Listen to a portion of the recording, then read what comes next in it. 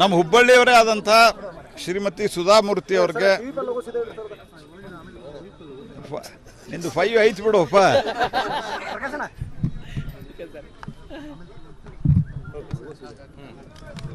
ನಮ್ಮ ಹುಬ್ಬಳ್ಳಿಯವರಾದಂಥ ಹುಬ್ಬಳ್ಳಿಯ ಹೆಮ್ಮೆಯ ಸುಪುತ್ರಿಯಾದಂಥ ಶ್ರೀಮತಿ ಸುಧಾಮೂರ್ತಿ ಅವರಿಗೆ ರಾಜ್ಯಸಭೆಗೆ ನಾಮನಿರ್ದೇಶನ ಮಾಡಿರುವಂಥದ್ದು ನಮ್ಮೆಲ್ಲರಿಗೂ ಭಾಳ ಸಂತೋಷವನ್ನು ಕೊಟ್ಟಿದೆ.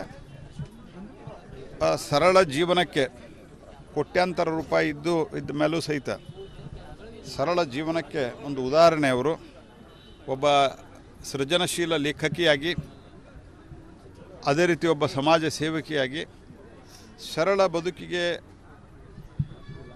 ಒಂದು ಖ್ಯಾತಿಯನ್ನು ಪಡೆದು ಪದ್ಮಶ್ರೀಯನ್ನು ಪಡೆದು ಅವರು ಪದ್ಮ ಪ್ರಶಸ್ತಿಯನ್ನು ಪಡೆದು ರಾಜ್ಯಸಭೆಗೆ ಪ್ರವೇಶ ಮಾಡಿರೋದು ನನಗೆ ಭಾಳ ಸಂತಸ ತಂದಿದೆ. ನಾನು ಪ್ರಧಾನಮಂತ್ರಿ ನರೇಂದ್ರ ಮೋದಿಯವರಿಗೆ ಧನ್ಯವಾದ ಹೇಳ್ತೇನೆ. ಅದೇ ರೀತಿ ಸಹೋದರಿ ಸುಧಾಮೂರ್ತಿ ಅವರಿಗೆ ಅಭಿನಂದನೆಯನ್ನು ಹೇಳ್ತೇನೆ.